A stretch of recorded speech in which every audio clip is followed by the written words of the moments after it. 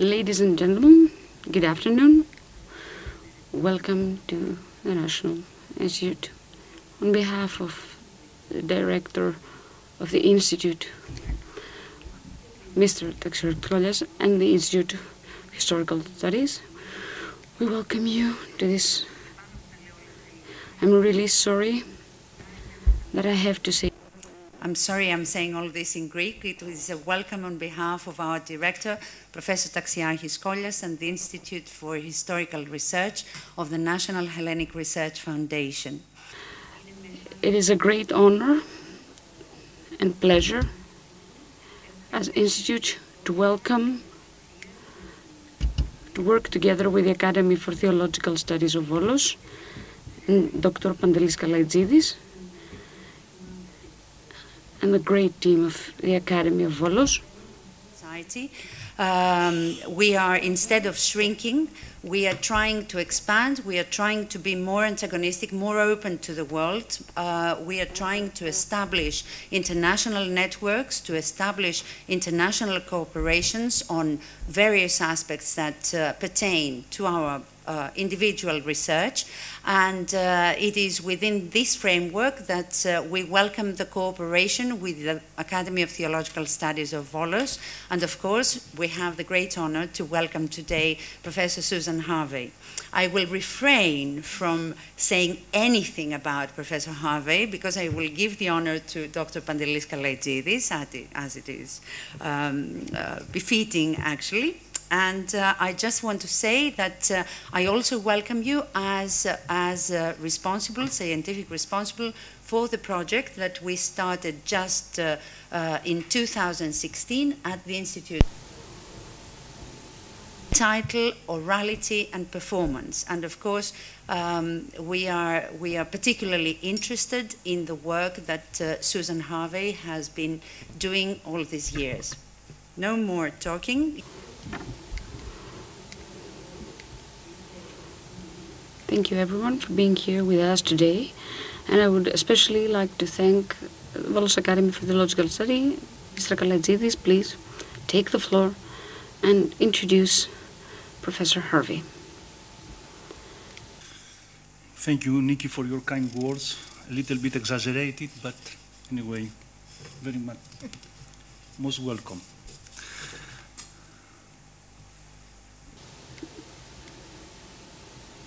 Dear Susan, dear Nikki Tironi, dear fathers, friends, Christ is risen.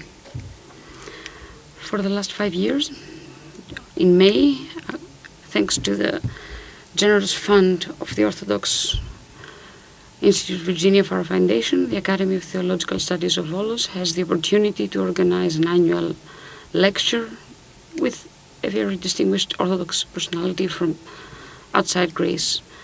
Previous years, lecturers include Father Andrew Louth of Durham University, Father John Baer, patristics and dean, professor and dean of the Orthodox Seminary of St. Vladimir's, New York, Richard Swinburne, professor of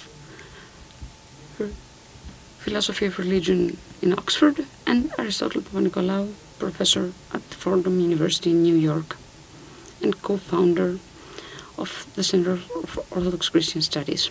This year, we have the special honor to host for this annual lecture Susan Ashbrook Harvey, professor at Brown University in the United States. Her topic will be Voices of the Liturgy, Gender and Performance in the Early Byzantine Church.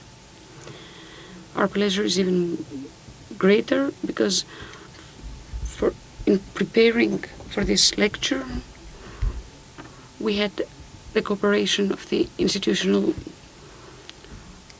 National Institute for Research, and within the context of the program Performance and Orality, under the cooperation and directive of Dr. Nikki Tironi.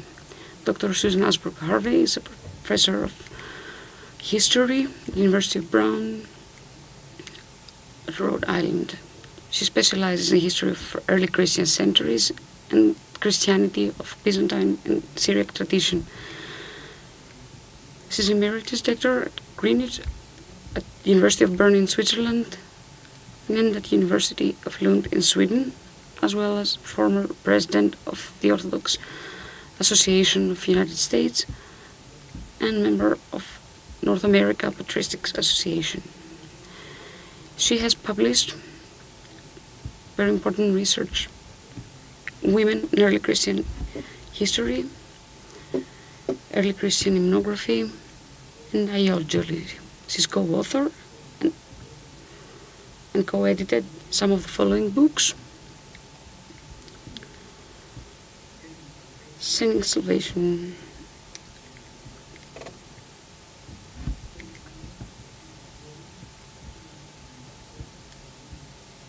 the last one was co-published with Sebastian Brock. Lately she has been working under the title Women Singing and Women's Stories. This is a temporary title, and at the same time she is a member of the two-partite theological dialogue between the Orthodox and Catholic Church in Northern America. She's also a chanter at the Antiochian Parish in Rhode Island. In the common image we have, especially Greek Orthodox, for the liturgy, this one is clearly connected with priesthood, who does almost everything, and in general with male, since our choirs is mostly and mainly men choirs. Today's lecture, based on texts of St. Ephraim the Syriac and St. Romanos the Melodist, she will try to point the role of gender and general laity during liturgy, as she highlights, and I'm referring to her, ancient Byzantine liturgy, both Greek and Syriac, expressed the totality of the Church.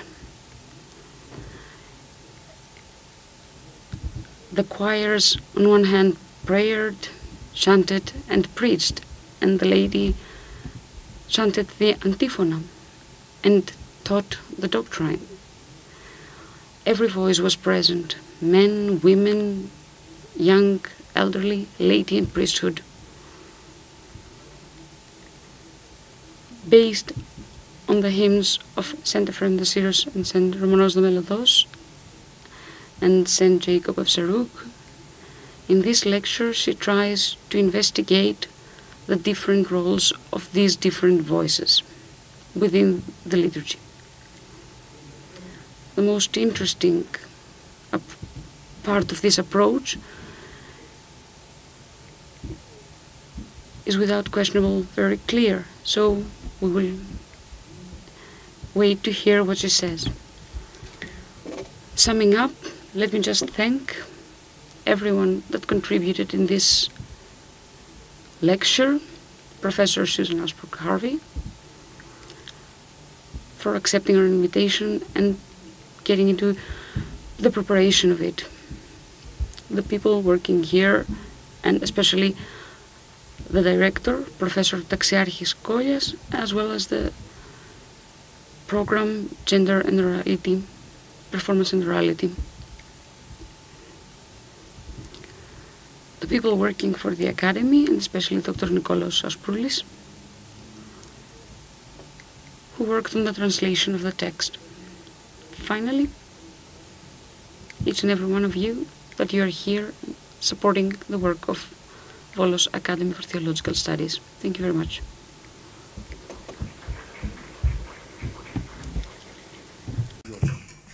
Καλησπέρα σας και Χριστός Ανέστη. First, πρέπει να συγγνώμη γιατί είναι πολύ δύσκολο για μένα να μιλάω ελληνικά. So I thank you for your patience and kindness, your philoxenia, to allow me to speak in English this evening. Thank you. And first I must add my thanks to the many people who have made tonight possible. First to the National Hellenic Research Foundation, its director, Professor Taxiarchis Kollias, and to Dr. Nikki Tsironis for hosting this event this evening, to Dr. Pandalis Kaletzidis and Dr. Nicholas Aspouris, the staff of Volos Academy for Theological Studies, for sponsoring this series and bringing me to Greece, to the Virginia Farah Foundation for funding this series altogether, and finally for the heroic Paraskevi Arapoglou, who is doing the translating from the back. I am grateful to all of these people, all of these institutions, and it is a great joy and honor to be here in Greece this evening with you.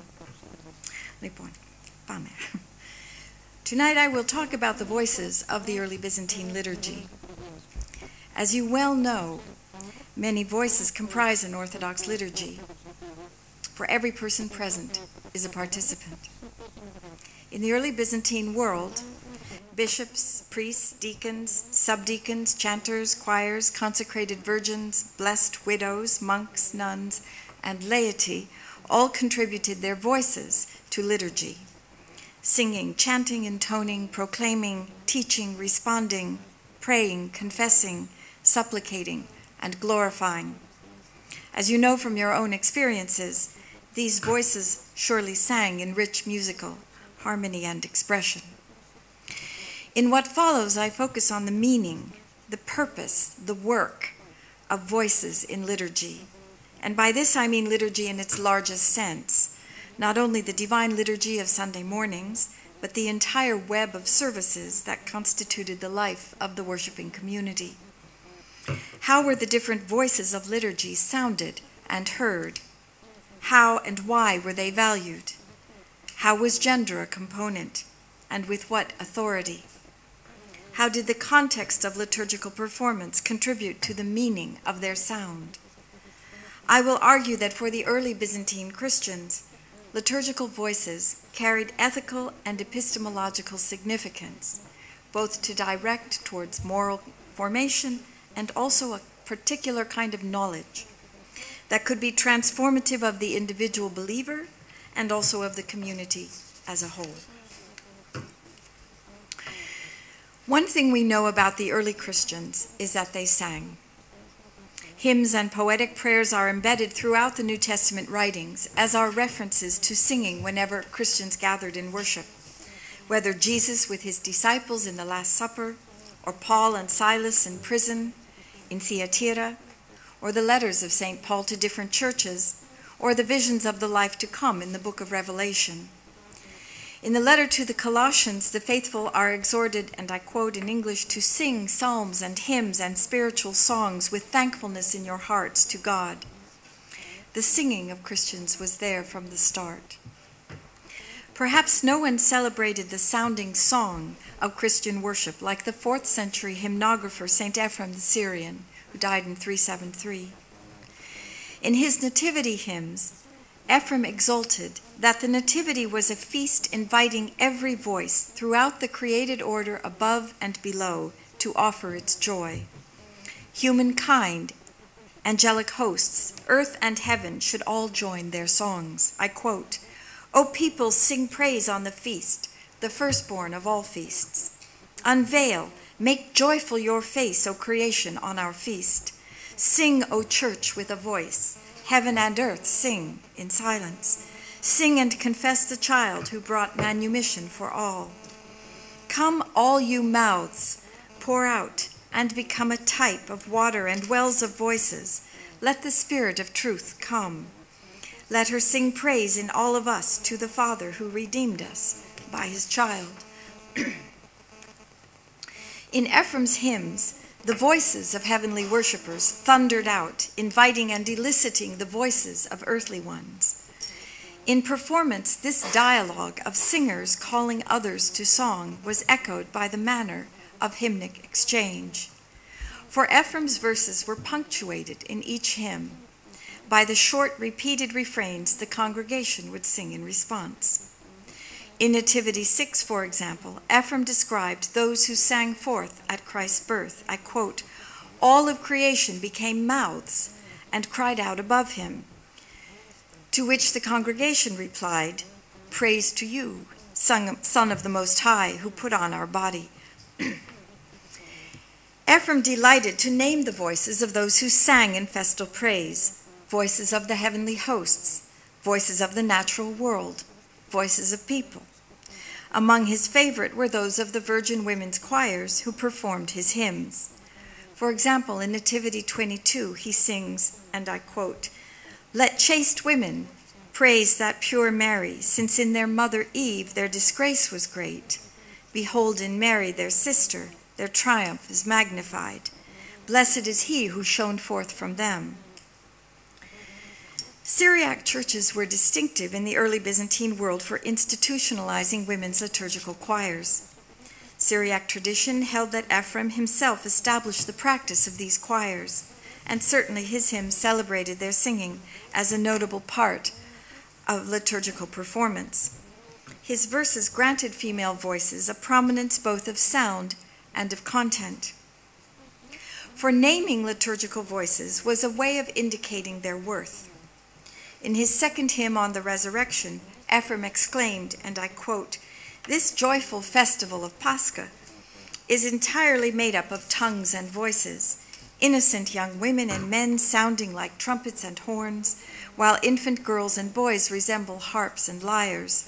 Their voices intertwine as they reach up together towards heaven, giving glory to the Lord of glory." And the refrain from the congregation, "Blessed is he for whom the silent have thundered out." In the verses to follow, Ephraim celebrates the Paschal feast as a crown of flowers, woven by the voices of each participant. He names them in turn: bishop, priests, deacons, young men, children, the women's choir, leading citizens, and ordinary people. As the refrain implied, "Blessed is he for whom the silent have thundered out," liturgy provided an occasion and a context in which voices often silent elsewhere sounded forth with power. For Ephraim, each voice had its distinctive contribution. Ritual context enabled these voices to sound and to be heard. It held them in high relief. It bestowed worth on their offering. Ephraim also emphasized the different voices of liturgy through his technique of presenting biblical characters in his hymns. Just as he sometimes drew attention to the singing of women's choirs, his hymns often highlighted different women of the Bible in ways that resonated with liturgical performance. In his hymns on virginity, for example, he praised a number of New Testament women who met Jesus during his ministry: the Canaanite woman, the Samaritan woman, the hemorrhaging woman, the paralytic woman, Martha and Mary of Bethany, the sinful woman, and more. There were many who met Jesus.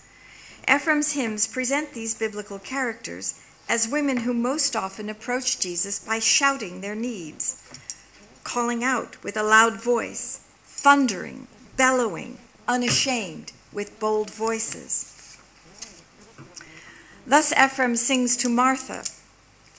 From the story in Luke 10, Ephraim sings, "Blessed are you, Martha, blessed is your mouth that sounded forth with love." In the gospel, Jesus had rebuked Martha for complaining, but Ephraim sings, "Blessed are you, Martha, blessed is your mouth that sounded forth with love." Or to the woman who called out from the crowd in Luke 11, Ephraim sings, "Blessed are you, woman, whose voice became a trumpet among the silent." Again, he praised the Canaanite woman as one whose love bellowed out, from the story in Matthew 15. Again, a woman Jesus had rebuked. "Blessed are you whose love bellowed out." The Samaritan woman who met Jesus at the well in John 4, Ephraim hymned as one who spoke to Jesus as someone learned, perceptively, modest, yet her head was held high and her voice was authoritative.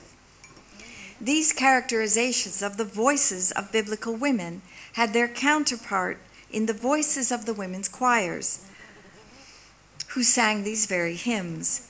For other Syriac writers characterized the voice of the women's choir in just this way, or these ways: loud, bold, instructive, wise, modest, yet authoritative. In the case of the Virgin Mary, the juxtaposition was even sharper, since Ephraim cast a number of his nativity hymns as lullabies sung by Mary to her newborn son.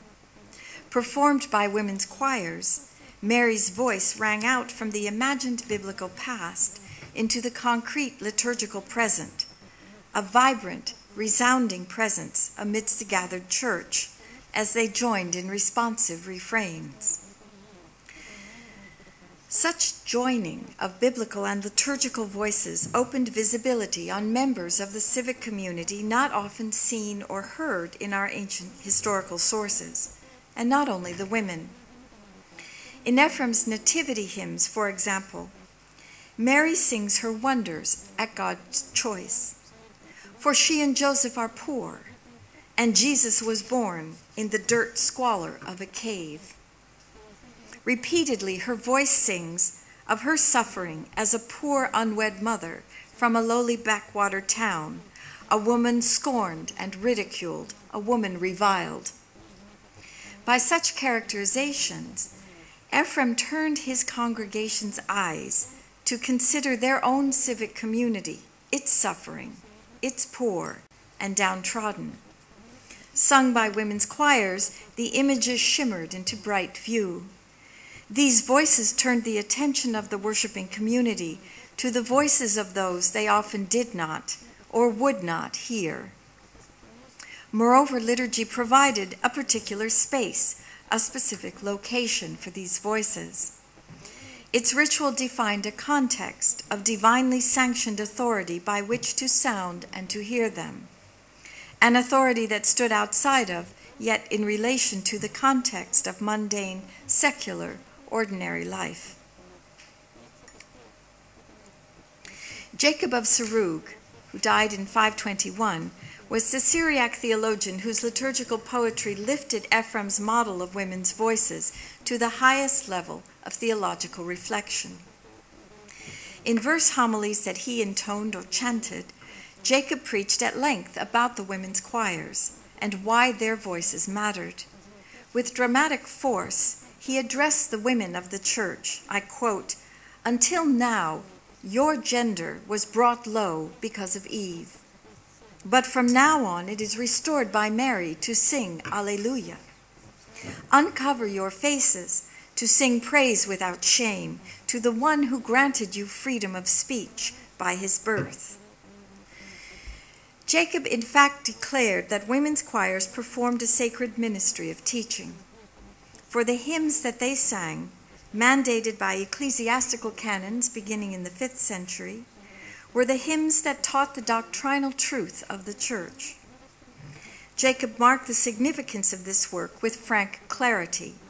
Addressing the women's choirs, he sang, I quote, "This is a new sight of women uttering the proclamation, and behold, they are called teachers in the congregation. Your teaching signifies an entirely new world, for yonder in the kingdom, men and women stand equal." Jacob will stress these ramifications time and again. He insisted that the sound of the women's choir, the very sound of their voices, was itself the mark that salvation had indeed come to all people. Hence, Jacob urged his congregation, I quote, "Pay heed to the hymns that are sung by the virgins with glorious voices, that the wisdom of the Most High has given to the congregations." He advised that the sweet tones and instructive melodies of the women's choir were remedies for the sick or conflicted soul. In turn, Jacob called his congregation to sound forth their own voices in response. They should call out their prayer, sing truthful hymns, call out the creed, join the chant, cry out for forgiveness, beg for mercy, raise their voices to God the Father.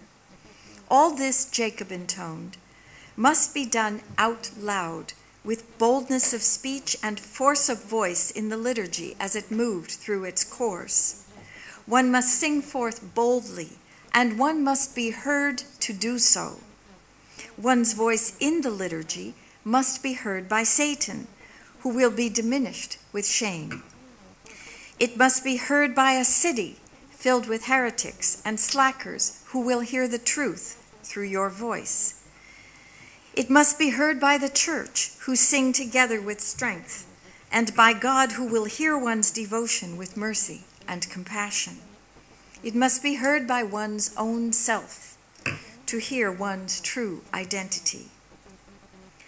Liturgy, in Jacob's instruction, then, was precisely the occasion of receiving voices and offering voices.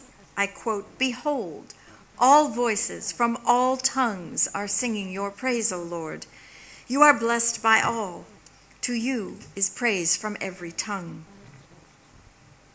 For Jacob, the voices of liturgy were its effective meaning and its efficacious power.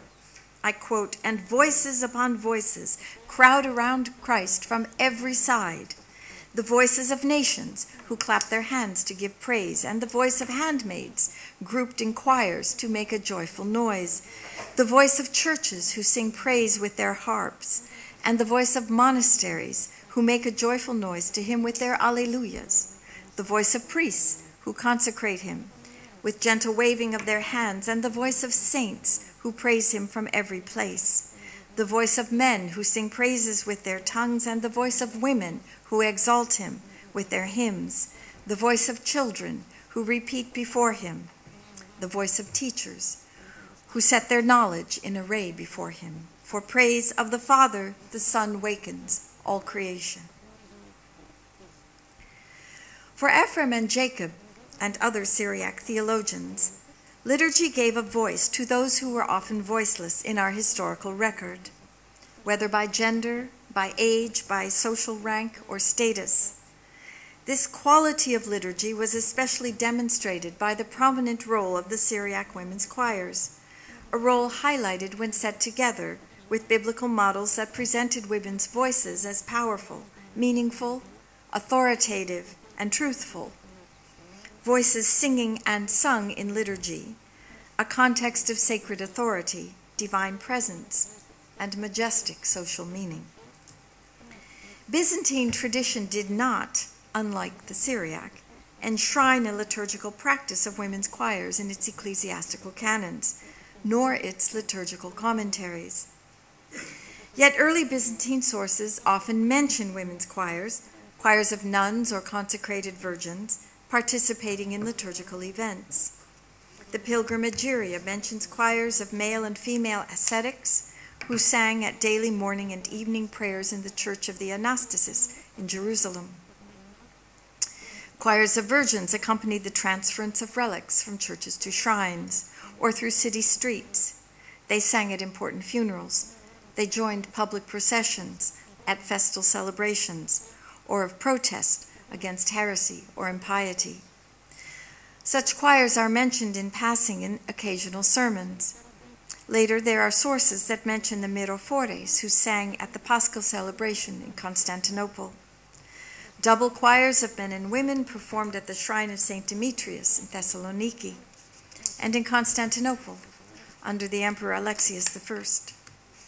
There is no official record of women's choirs in Byzantine tradition, such as we have for male choirs and chanters that brought Byzantine music to its flourishing over the centuries.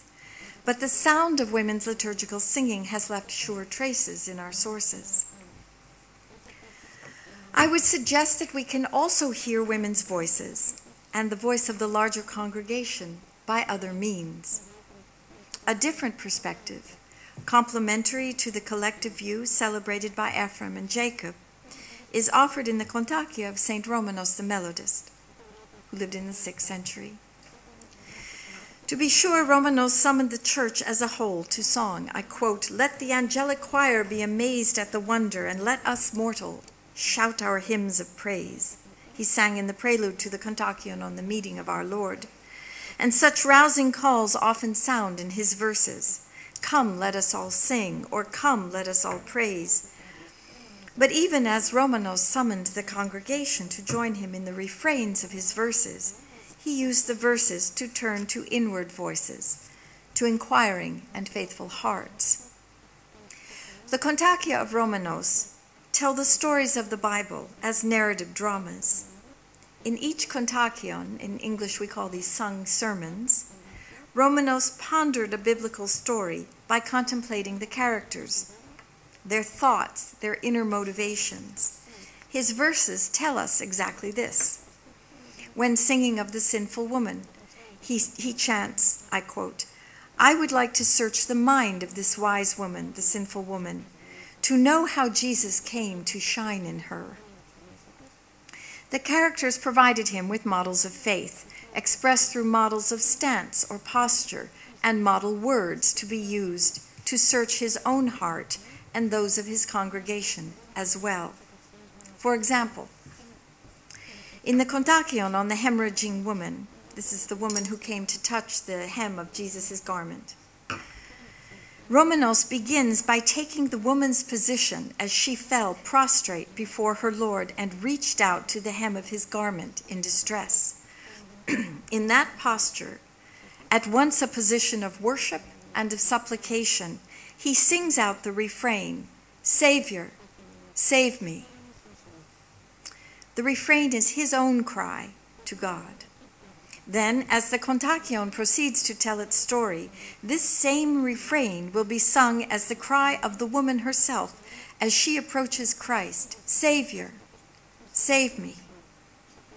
Again, it will be the cry of the crowd who yearn for Christ's saving mercy, "Savior, save me." And it will be the cry of the congregation who will join the refrain at the end of each strophe, themselves calling out from their own lives, "Savior, save me." The proemion of the Kontakion begins with this sequence, as Romanos sings, I quote, "Like the woman with the issue of blood, I fall down before thee, O Lord, so that thou wilt deliver me from distress, O lover of all people, and grant me forgiveness for my failures, in order that I may cry out to thee with contrition of heart, Savior, save me." In each Kontakion, Romanos presents his strophes in just such sequence of voices, his own voice, the biblical characters, the congregation that he guides. The verses move through the story in dialogic exchange, one character with another, and the singer with the congregation. Hence, the verses shift often between times and locations. The time and place of the biblical event interchanges with the time and place of the congregation in its service. The biblical past stands in dialogue with the liturgical present, sacred story in dialogue with each believer's own life. When the congregation joins the refrain, it too, individually and collectively, becomes the character in that moment. In this way, the congregation will itself join the voice of the sinful woman as she argues her way past her detractors into the presence of Christ at the house of Simon the Pharisee. The congregation will join the voice of the Virgin Mary as she sings lullabies to her newborn son, or the voice of Peter as he first denies his Lord and then shouts his anguished repentance, or the voice of Thomas as he doubts his Lord and finds his faith, or the elderly Simeon in the temple who receives the Christ child, or the impoverished leper who comes to be cleansed, or the despised hemorrhaging woman. In each voice, Romanos speaks directly in the first person singular. His method is intimate, even invasive. It guides the listener to ponder the biblical character. It directs the congregation in singing the refrains to ponder their own inmost being, even as he, the singer, ponders his. By this method, Romanos renders the collective voice of the church into that of distinct, visible, audible, individual persons, male and female. Each voice is highlighted as one distinct voice, and each voice is sung by all who are present, male and female. Each voice is every voice. Liturgy as a ritual setting accomplished this dramatic exchange of identities, an exchange that included gender, class, age, and social condition. Within its sequenced pattern of prayers, hymns, and supplications, each voice was authoritative in its words, revelatory in its witness, and crucial for the knowledge it offered. The instruction provided by these imagined voices in Romanos' Kontakia illuminated the nature of the human person no less than the nature of God's astounding act of salvation. The voices of Romanos' Contagio were voices in dialogue with God. No human order could diminish their worth or their sound. Rather, liturgy heightened their force. Like Ephraim and Jacob of Serug before him, Romanos used his liturgical poetry to elicit and also to celebrate the voice and the voices of the church. At the same time, the self-consciously introspective quality that Romanos cultivated marked an epistemological process at work.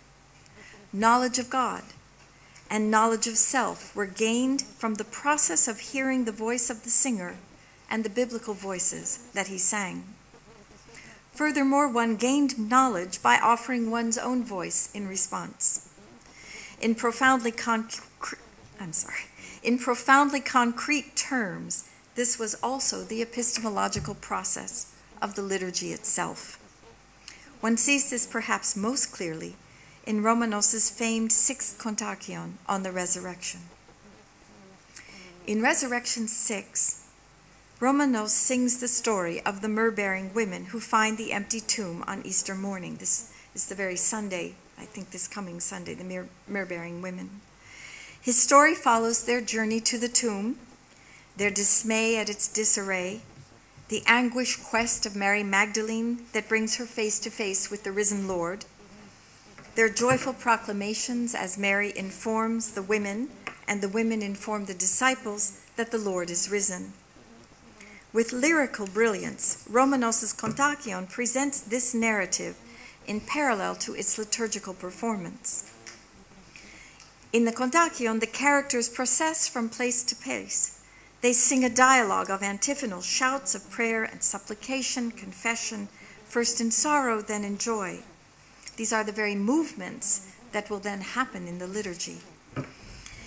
Christ himself addresses the wonder-struck Mary Magdalene. I quote, "Now, woman, let your tongue proclaim these things and explain them to the sons of the kingdom. I am using you as a loud-sounding trumpet. Rouse them all as if from sleep. Say the bridegroom has been raised from the tomb." And the refrain the congregation will sing, "The one who grants resurrection to the fallen." In the Kontakion, Mary's rejoicing voice summons the other women to become a choir, a choros. They sing their reply to her, I quote, "Let there be many mouths with you to set the seal on your testimony. Let it be common to us all, our companion, the proud boast which he has granted you, the one who grants resurrection to the fallen." And of course, in the Paschal liturgy, the one who grants resurrection to the fallen is the repeated refrain we sing many times in that liturgy. The phrases of the characters in the Kontakion closely echo both the actions and the words of the very liturgy for which this Kontakion prepares the congregation. As the women sing their joy, Romanos calls their words a hymn of praise. Not only so, but the women will sing to the frightened apostles the very words the congregation will soon be shouting in their own gathering, Christos anesti, alithos anesti. The Kontakion becomes the liturgy, and the voices of the biblical characters become the voice of the church. Yet we should take note. It is not the male disciples, nor the bishop, nor the priest who lead the congregation to their acclamations of praise. In the Kontakion, as in the gospel account, as in the liturgy with its women's choir, or its choir of mirophores, the women lead the men in singing the proclamation of the risen Lord. Something important has happened. The normative order has been upended. Christ chooses the women to serve as his trumpet. Their voices lead and instruct the men. What is familiar is inverted. Death has become life. Life cannot be the same. Gender here, as for Ephraim and Jacob of Serug, performs striking work at different levels. Within the story's narrative world, the inversion of gendered roles signifies a new order, a new creation, unlike that familiar in its society. At the same time, within the performative context of liturgy's celebration, something more subtle takes place. Gendered roles are open to all participants to explore as they sing and narratively inhabit the voices of the women and men of the biblical past.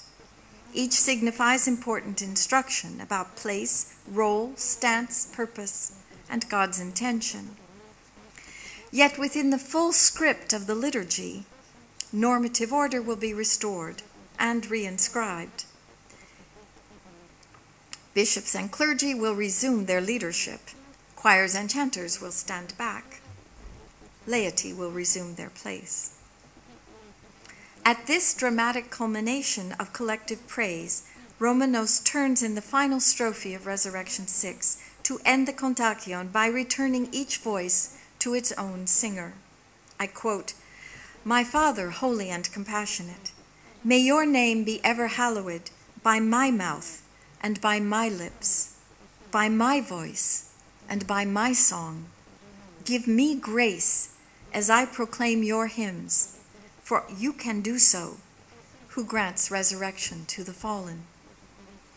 Even as the congregation declares its fullness of faith, even as they sing aloud the words of the final refrain, the congregation sounds forth each individual personal voice, by my mouth and my lips, by my voice and my song. Voiced together, yet every voice sounds with singularity, heard by those who listen on earth in heaven, heard by those who stand outside, and heard by those who stand within, those who also themselves sound their own voice. Now, where have the sounding voices of liturgy brought us? In Ephraim and Jacob of Serug, the sound of the church in rightly ordered song is the sound of creation in rightly ordered relation to God. In the sound of its women's choirs and the responses the congregation sang forth in reply, the church gave voice to a human-divine relationship containing all, fulfilled in ringing harmony. For Romanos, that relationship was one declared in fullness when the singing voice self-consciously contained every voice, offering and receiving knowledge through a process of song that necessarily marked each voice in the voice of all. None was extraneous. Yet ritual performance presents a paradox. On the one hand, liturgical order, ecclesiastically defined, enabled these varied voices to be held in high relief, offering a degree of valuation rarely matched in the social and political reality of daily life. Liturgy also confined its voices, constraining their place and delimiting their proper expression. As Jacob of Serug remarked, men and women stood equal yonder in the kingdom, not in worldly time or place. Ritually defined and ritually restrained, women's voices sounded in the liturgy through designated choirs that remain anonymous to us. The voices of biblical saints were imagined in hymns and homilies, the overwhelming majority of which were composed by men. Liturgy empowered and liturgy marginalized. Yet even so, liturgy preserved the honor granted. Many of the voices I have mentioned this evening are precisely those voices often missing from historical sources. The voices of women, the voices of children, of workers, the voices of the poor, the voices of the elderly. Yet the surviving sources leave no question, no ambiguity on this point. Those voices were there. They were heard, and they were recognized in liturgy, if not beyond. Incised into the very breath of the gathered church community, the sound of the church at worship was a sound that carried every person's life in its midst. Surely our work as historians is to hear, to remember, and to honor each voice, and to ask how we will honor them now. Thank you.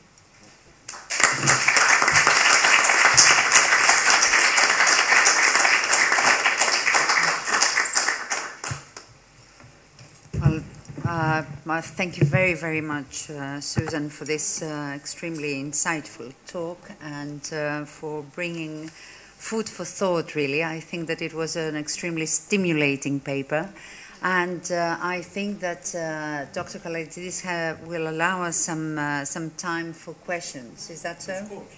All right. So we can open the floor to questions, and perhaps leaving you some time, I would like to ask just one question, which has to do basically with this distinct relationship that we see being woven between women and the ritual.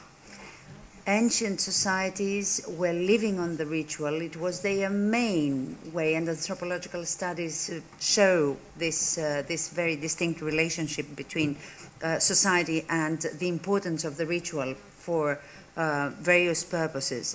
Here we see that in medieval societies, in Syriac literature, but the same thing is true for Byzantium, we see women playing a very important role that has not yet been adequately dealt with and studied, and I think in this respect your work is extremely important. Would you like to tell us something more about it? Well, thank you very much for this, and I agree very much with this. And part of my concern as a scholar has been to think about the ways in which we tell history or we remember history. So when we study the liturgy of the church, oftentimes what we read about may be the same experience as if you were to walk into a new church. You hear the voice of the priest. You hear the voice of the men chanters. You hear the voices of the deacons as they lead the actinia. If your eyes were closed, you could think there were only men in the church. But there are not. There are women there too. And in the sources that report from the early church or from the Byzantine era, the sources often are presented from the perspective of the bishop or the priests or the deacons, their role in the liturgy, what they are to sing, the chanters, what they are to chant. So again, you might think that the men are the only people there. But in fact, when you bring the sources together, the women are there, and often there are more women present than men, as in fact is the case still in the church. This isn't a new phenomenon. Maybe always. But Jacob of Sarug used to complain that the men would go to the marketplace and have the women come to church for them. They would come to church for them, so they wouldn't have to come. So in trying to look at the hymns, one thing I'm trying, and to emphasize the role of the refrains, that the congregation, and they didn't only sing the refrains, they had to sing the Kyrie eleisons to the actinia, they had to sing the amens. And if a hymn was often sung, every week, perhaps the Cherubicon or something, they would know this hymn. They would join sometimes and sing too. So I am looking for the evidence that tells us that the voices of everyone made the liturgy into the ritual that is fulfilled. In fact, this is one of the differences between Orthodox liturgy and Roman Catholic liturgy. In Roman Catholic Christianity, a liturgy can be performed if the priest is present. One person. But in Byzantine canon law, there must be at least one person to be the congregation. A priest cannot perform a liturgy by himself. It simply can't be done. So the congregation is essential. The liturgy cannot happen. And this means the women must be present or the liturgy cannot happen. Obviously, in a monastery, it's a different experience, but the liturgy is the whole gathered community. So I think in trying to understand the role of this ritual in the daily life of people, we have to ask how they are present in the ritual, and then how that will be carried out outside of the church walls into the church community.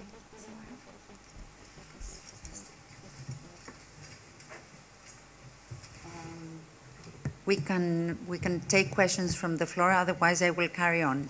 And we are going... Ναι, και στα ελληνικά επίσης τις ερωτήσεις σας. Αν υπάρχουν ερωτήσεις και στα ελληνικά θα μπορούσαμε να τις... Ναι, σας ακούμε. Έχετε ένα μικρόφωνο μπροστά, στην θέση ακριβώς μπροστά σας. Θέλετε να... Ναι. Και αν το πατήσετε, απλώς για να μπορεί να ακούει και η μεταφράστρια, η διερμηνέας. Πολύ ευχαριστούμε. Okay, okay, thank you.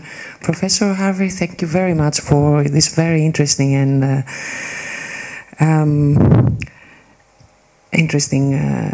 lecture. And I very much appreciate your effort to honor the silent voices. Not so silent, thundering out, right? I'm using the expressions that you used. I think you mentioned that they might be silent elsewhere, but they were heard in liturgy, or you assume that they were heard. Am I right? Yeah. You assume that.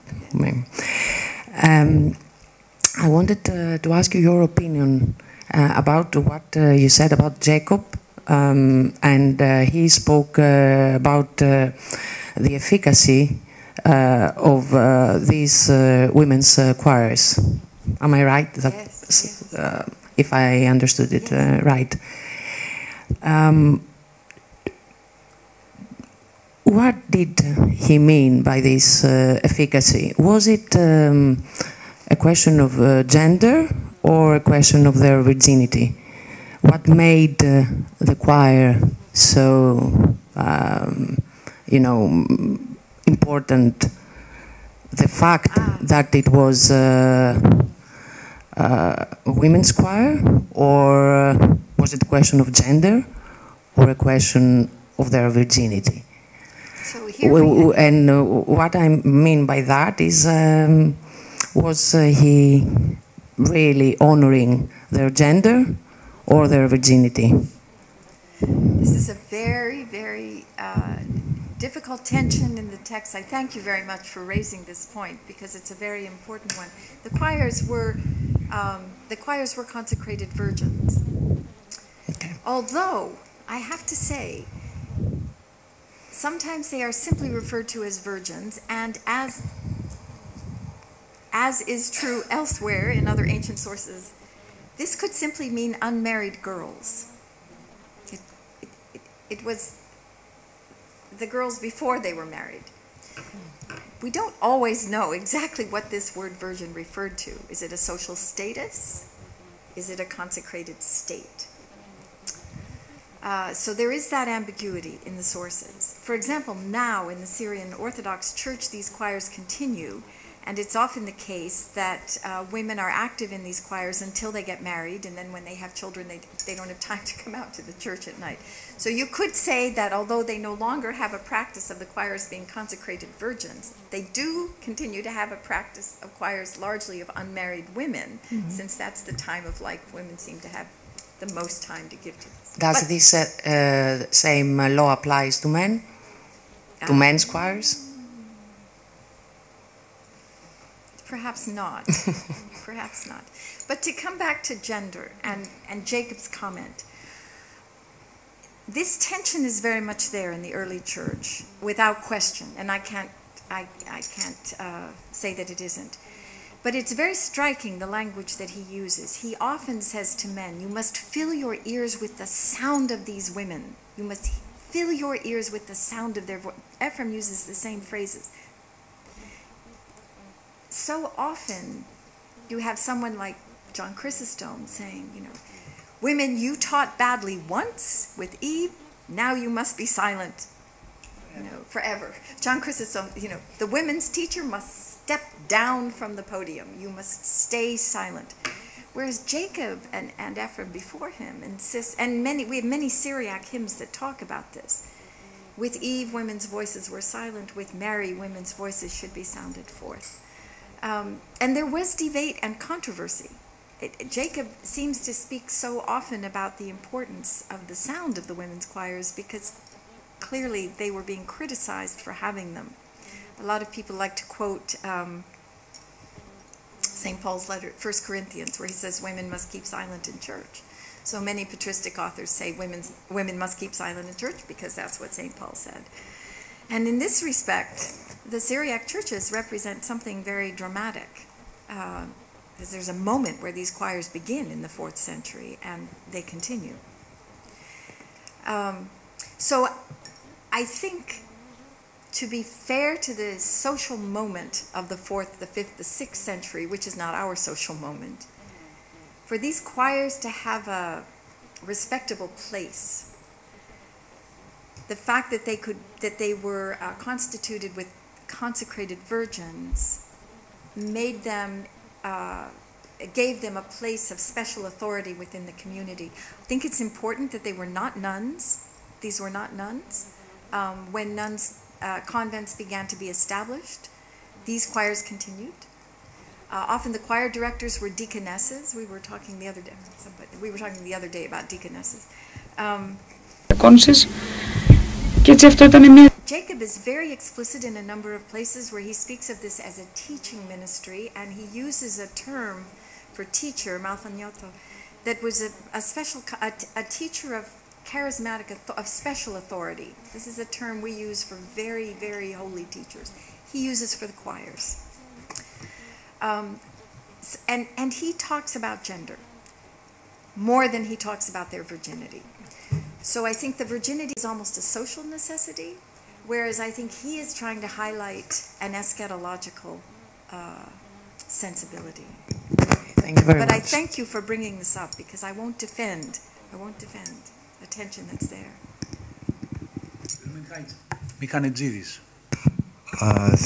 Professor Harvey, thank you very much for this thoughtful paper. I would like, there are many things someone could ask. I will just make 2 questions.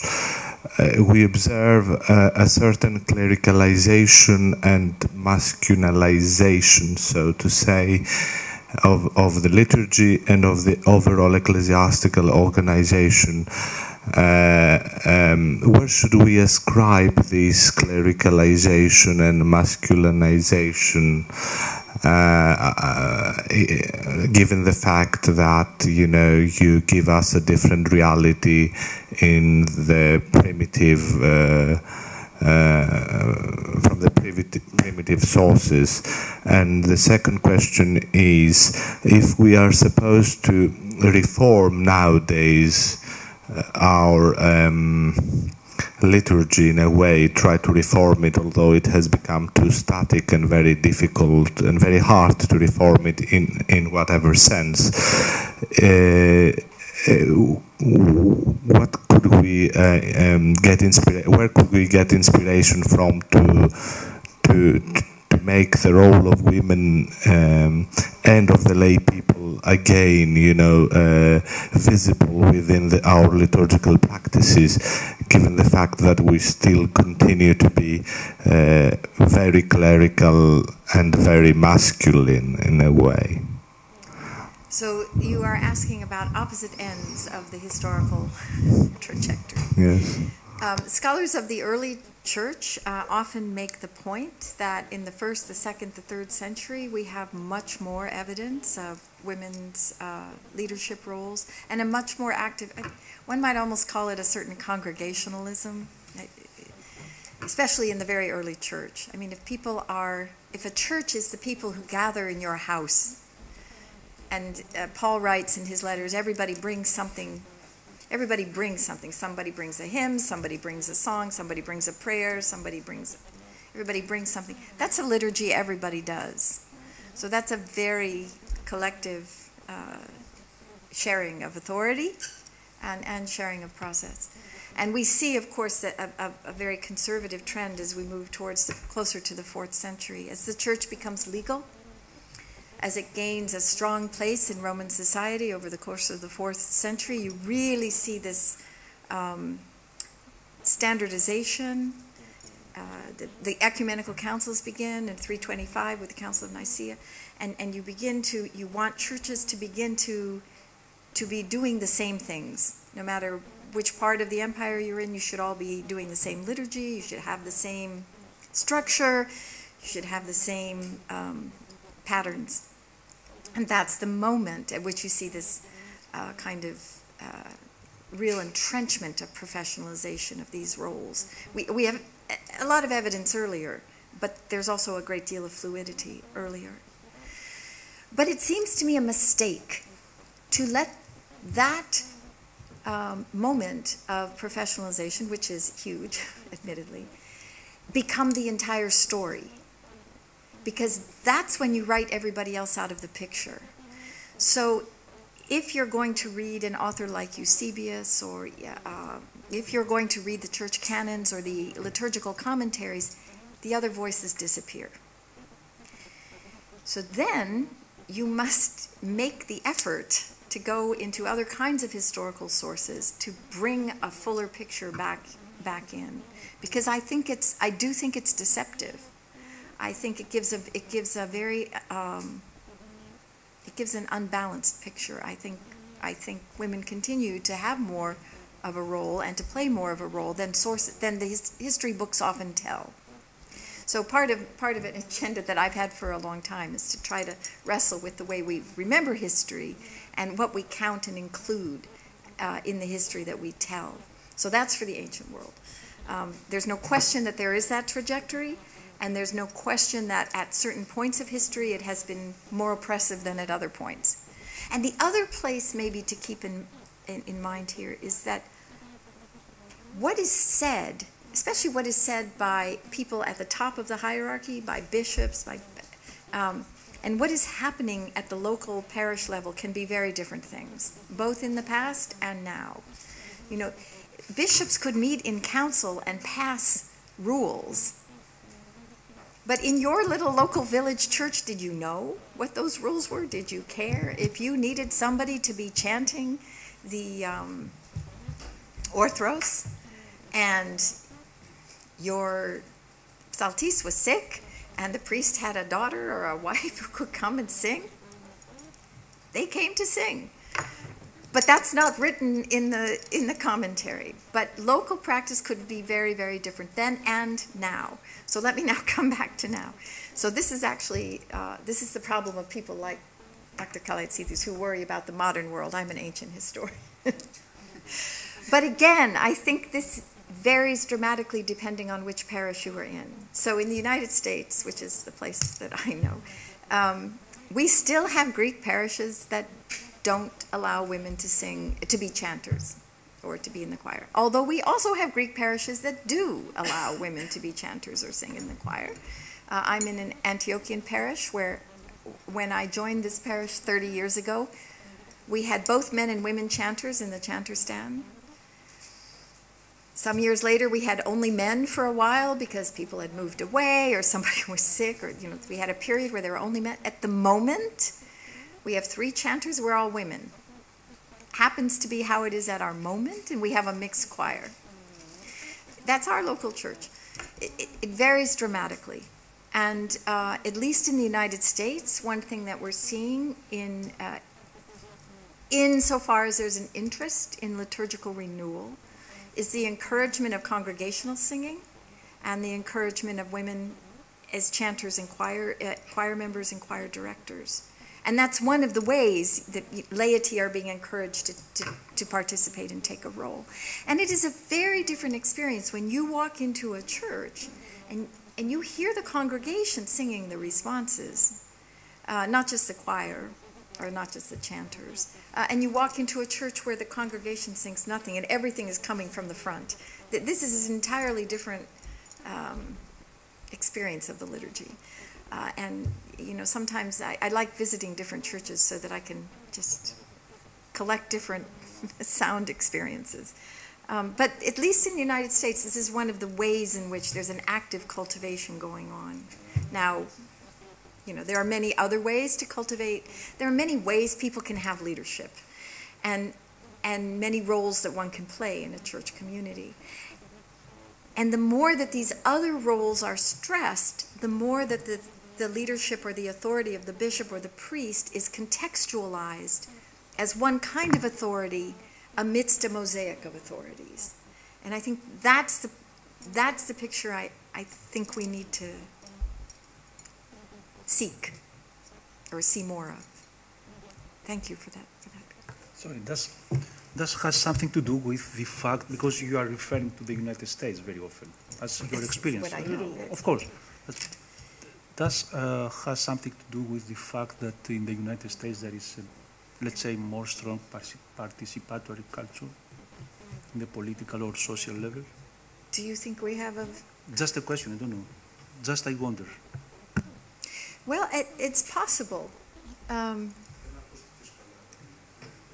Ναι, ρώτησα μήπως, επειδή αναφέρθηκε στο γεγονός ότι στη δική της συνάφεια στις Ηνωμένες Πολιτείες είναι πολύ πιο διαδεδομένο το γεγονός ότι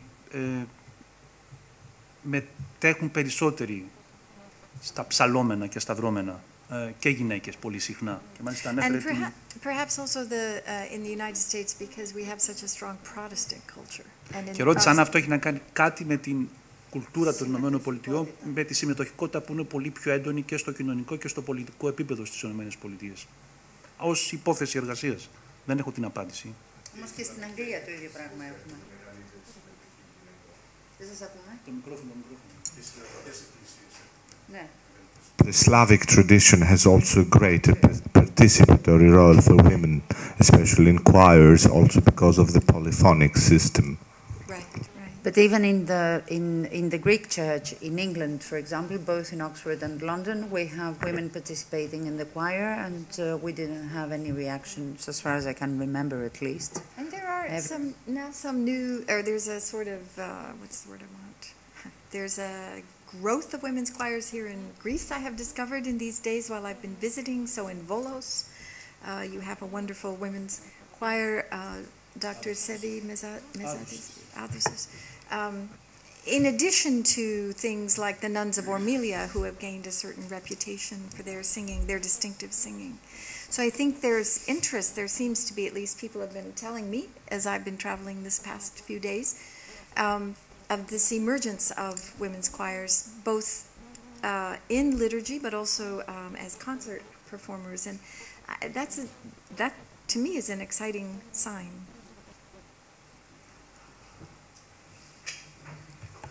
Μπορείτε και στα ελληνικά, έτσι.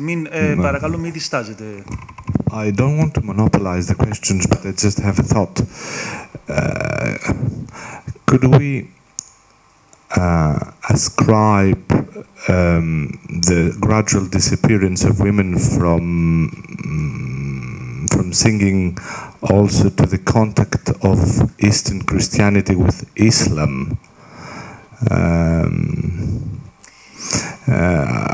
There are no, most likely there are no studies about this, but we have the 7th century, the birth of Islam, which in many ways, in terms of iconography and other things, it seems influencing the Byzantine world in one way or another.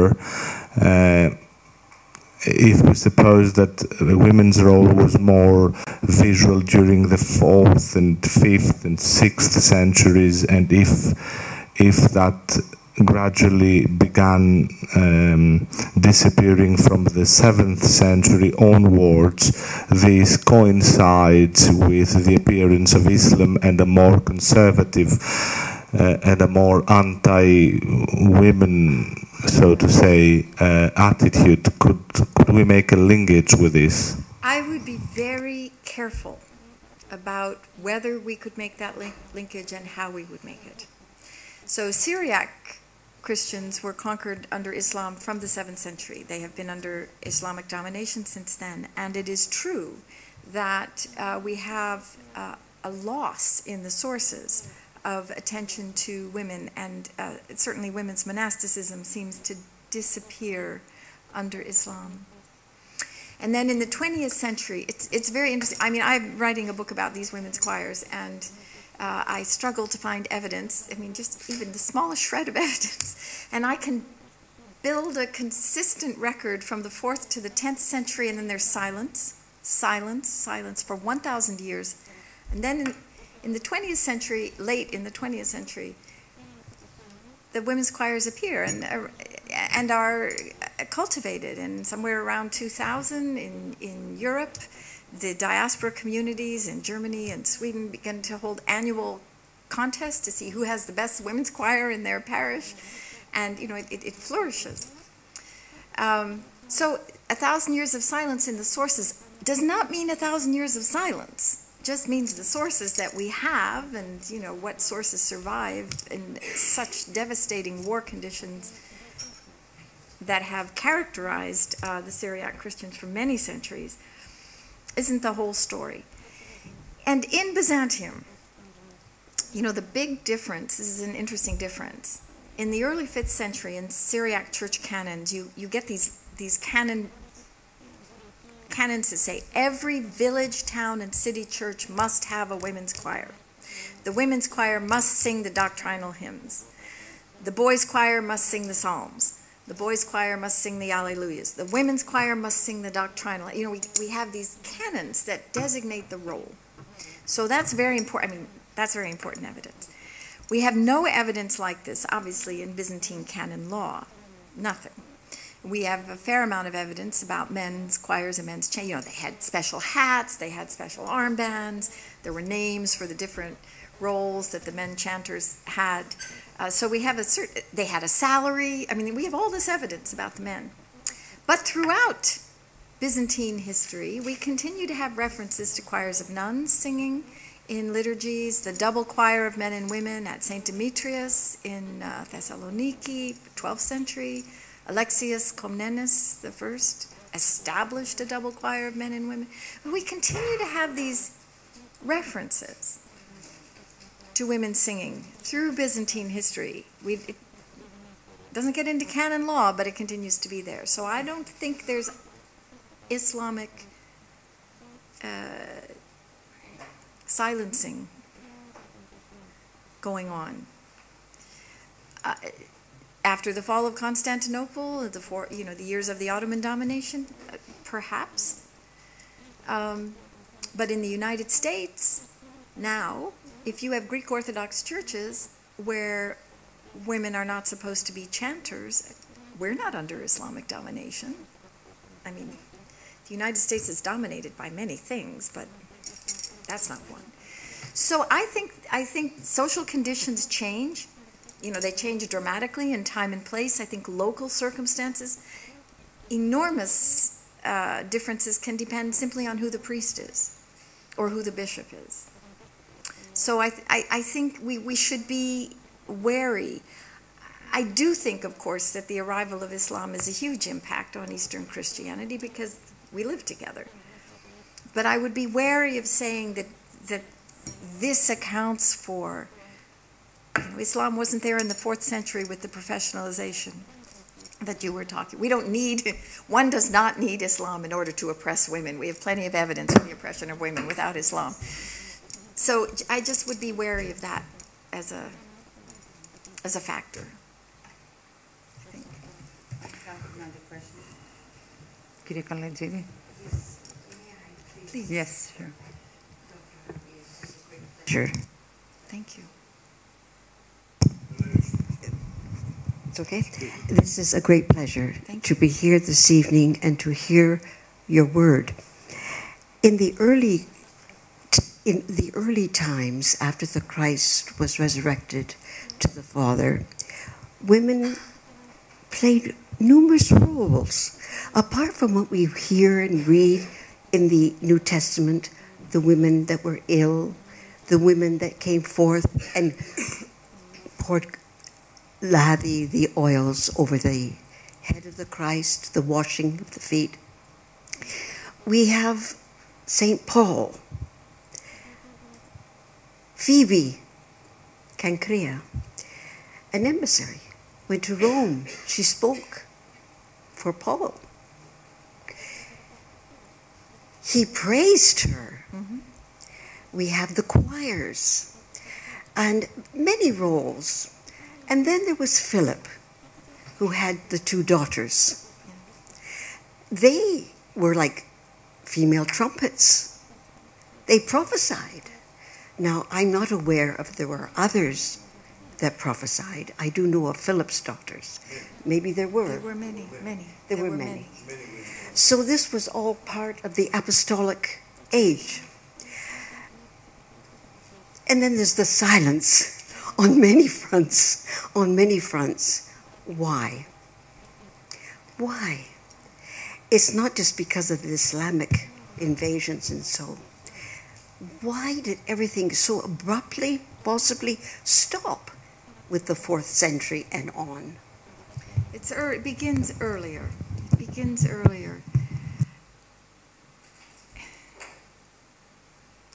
You know, many years ago, the great English historian Henry Chadwick had a comment that while in our time, well, he was writing in the mid-20th century, one looked for revolutionary currents in early Christianity.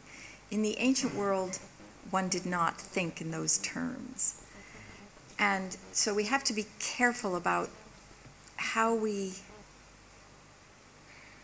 think about social and political ramifications for the ancient world in comparison with our own. And as Christianity, when Christianity in the beginning, it was very small. It was just these little local groups. There's a lot of freedom and a lot of fluidity when you're just 12 people or 15 people. As Christianity grew and became larger and became a large movement, the authority and the power to do that rested on having men of authority and power who were able to take prominent roles in society. And as they did so, they shut out other roles. And I don't know that it would have been possible in the 3rd and the 4th century to imagine a complete changing in the social order. I don't know that that would have been possible. What I think we have to be careful of, again, is how we remember the history. And if we remember it only from the words that are written by the leaders, then we miss out what's happening. But this is true also with respect to religious tolerance between different religions. So if you read the sermons of John Chrysostom, for example, they're fiercely anti-Jewish, in which he encourages his congregation to be even willing to be violent in their interactions in the marketplace with Jews. Why is he so virulent in what he says, so fierce? Well, if you read closely in his sermons, the reason he's being so fierce is because Christians are celebrating Jewish holidays with their Jewish neighbors and inviting their Jewish neighbors to celebrate Christian holidays with them without converting each other. They're being good neighbors to each other. And therefore, in the eyes of John Chrysostom, they're not being careful to be different. Christians and Jews, he doesn't want Christians and Jews to be the same thing. Well, from the position of the top, it's important to establish boundaries and keep them. But at the level of lay people, perhaps it's fine to be neighbors with people of other faiths. You know, we saw this until very recently in the Middle East. If you visited Christian shrines in Syria, the shrine of Seydnaya, outside of Damascus, there were many Muslims came to that shrine of Mary, as well as Christians. Christians would go to the Umayyad Mosque in Damascus because the head of John the Baptist was there. Now, because of war, these relations are pulled apart. But I think, you know, it's a very different thing if you can get down to the local level and away from the sources that come just from the top. I think you see a very different, you see very different activities, very different roles, very different kinds of, we see much leadership by women, but it's taking place at a different level. If I may add a little bit of evidence here, I was greatly impressed with all this literature between, you know, the enmity between Christians and pagans during late antiquity.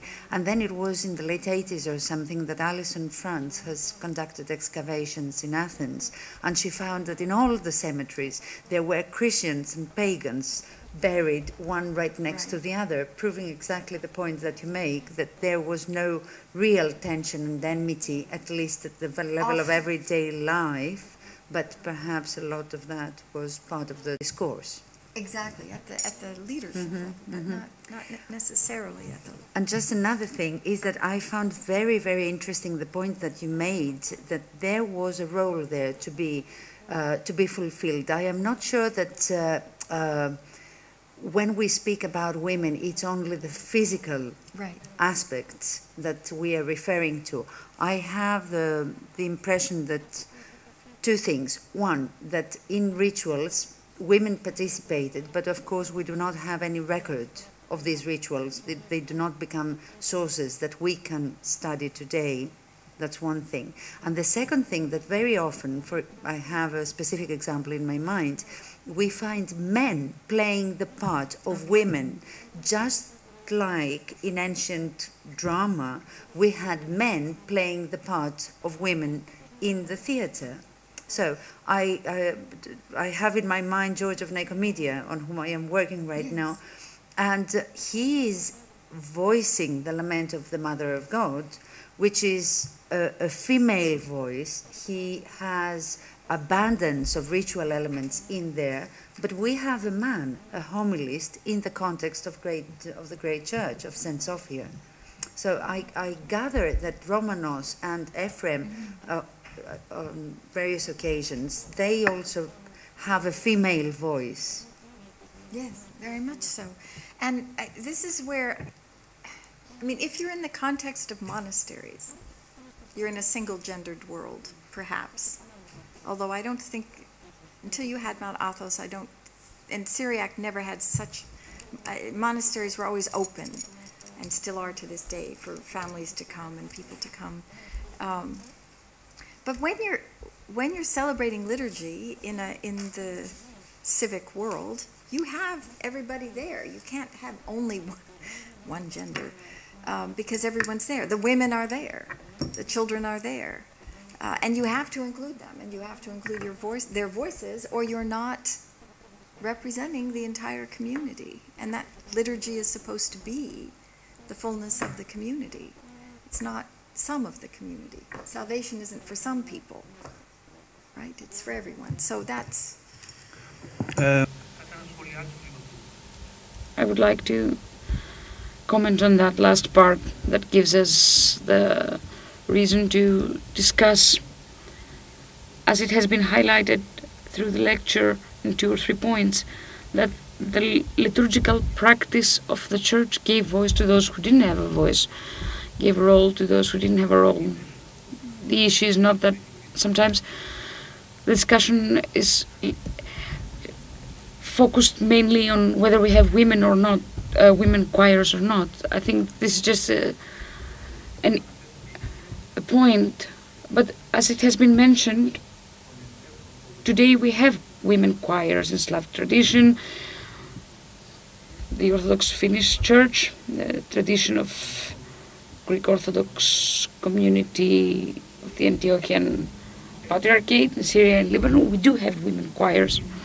The problem is not that whether we have women choirs, but I think very correctly Susan pointed out this and reminded us of this fact, is the fact that the ancient liturgical practice gave voice to those who didn't have a voice. Children, orphans, elderly, sick people, women.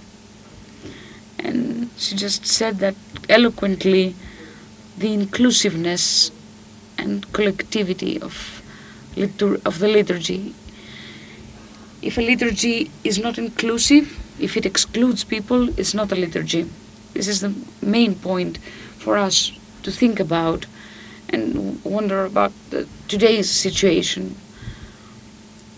Many have the tendency to exclude women, those who are different, and this is something that we should actually think about. The ancient Christian tradition, the ancient Christian church, having in mind this inclusiveness, this tendency for the need for inclusiveness, the eschatological vision of the church, the vision of a new world, new heaven and new earth that would transcend every form of discrimination against certain groups.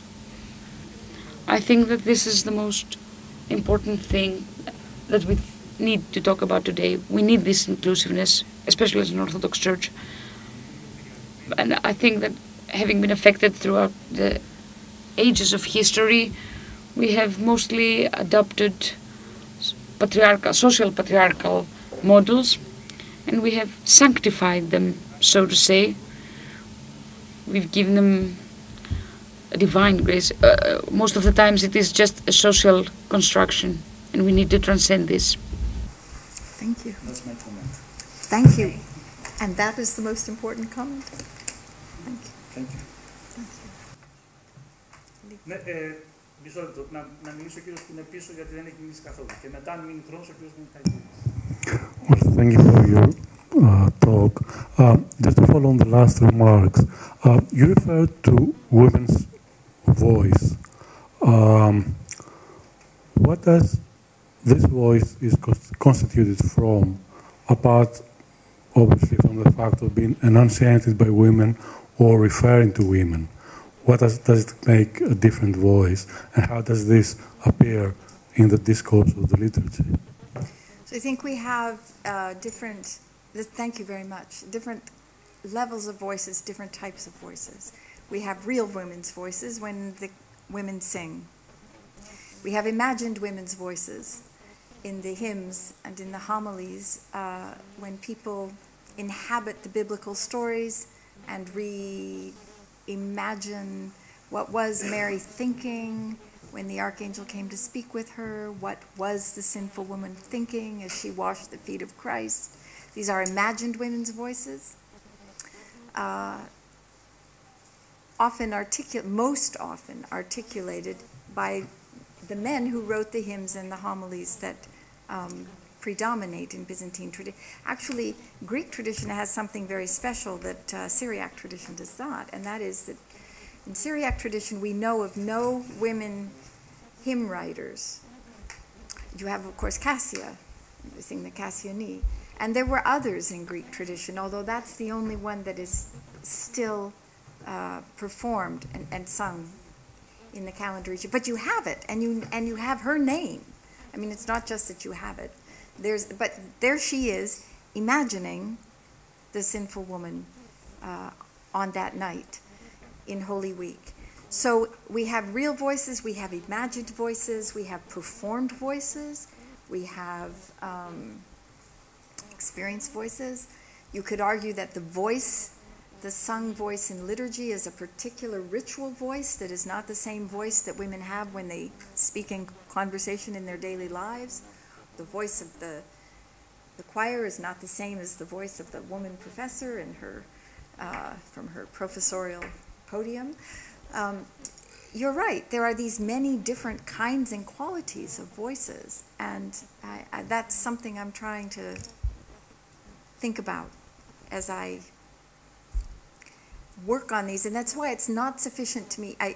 I'm very interested in the choirs, but talking about women's choirs is insufficient to get at the presence of female voices as part of the liturgy. And that's why I'm trying to go into the hymns and into the homilies as well. Thank you. Πατήρ Πατρέλος. Thank you for your lecture. I was wondering how much information we have about how the liturgy was celebrated in parish churches, village churches, small churches, because it seems to me that the image you painted rather this kind of highly celebratory, participatory, all-inclusive liturgy rather reflects the cathedral hierarchical liturgy. And I wonder how this image may fit in with what was the widespread reality in most people's worship around Syria and the Byzantine area. And one more short question. Why did doctrinal hymns have to be sung by women's choirs? Isn't that so interesting? On that last one, I find that so fascinating. That's what's decreed. And we have a legend in the 6th century, Jacob of Sarug, well, they don't call it a legend, but Jacob of Sarug preaches a homily on St. Ephraim's feast day, in which he tells the story. And then we have also a hagiography about St. Ephraim about the same time, in which the hagiographer tells the story of how Ephraim founded the practice of the women's choirs. And in both these places it says that Ephraim was aware that in the city of Edessa, in the city where he lived, that there were many heresies. And there was a really great hymn writer from one of the heretical groups who wrote these hymns that everybody loved to sing. So Ephraim decided to fight fire with fire and to write better songs. And he chose women's choirs because he thought people would listen more to them. And at least in Jacob of Sarug, apparently, because of the significance of having women's voices included. So that it's as a fulfillment of a salvation that is universal. So there seems something quite deliberate about the women singing the doctrinal hymns. It's quite striking because the things that they sing about are the things forbidden for women to teach about if you read the apostolic constitutions or some of the early canon law. So I find that very fascinating. I don't have a better answer than that. Now, as to the question of village or town verse, this is something I love very much about Ephraim and Jacob. Well, Ephraim did live in the city of Edessa and the city of Nisibis. These were big cosmopolitan cities. But many of the churches that used his hymns, and most people lived in villages and small towns. And Jacob's career, which was a very long career, he traveled through the villages and the small towns of the Eastern Empire preaching in these. He was a chorepiscopus, an itinerant priest. So most of his preaching was done in a village context or a small town context. And, I think the rigid professionalization, if we can use that term, is something you see more like in a place like Hagia Sophia in Constantinople, where the enormity of the scale and the grandeur of the scale actually kept people at quite a distance. I mean, you had so many layers or Rome, where you had so many layers of lower clergy. In a village and a town, especially in their festal hymns and homilies for Easter, for Nativity, for the Transfiguration, everybody came. Everybody came, and they talk about that in the sermons, and they celebrate it, and in the hymns. And monks and nuns came and celebrated with the lay people of the villages and the towns. And so there is, in fact, less professionalization and more participation in these village and small town contexts. Whereas I think in big major cities, as I say, like Constantinople, I think you have a very different ethos at work. And Constantinople, the emperor was there. Hagia Sophia was the emperor's church. It makes for a much more rigid kind of structure. Is there any different ethos between, for example, the Syriac tradition or the Syriac people living always, as you say, in other places, so under domination? Or it is interesting that the Syriac Christians have never in their history wherever they've been a dominant political power. They've never had political power. I mean, they lived under the Roman Empire, they lived under the Persian Empire, they lived under the caliphates. Now they live in diaspora communities. So they've never had what the Roman Catholic Church has with the Vatican, or they never had a Constantinople. They never had an emperor that was theirs. So maybe they don't cultivate that kind of imperial imagery. They very much, from the very beginning, you hear a lot of Mary is the daughter of the poor. Jesus as the good physician, the medicine of life. But a great emphasis on Jesus as a son of the poor. And that language is there from very early. So maybe there's a cultural and a social flexibility that comes from that kind of condition.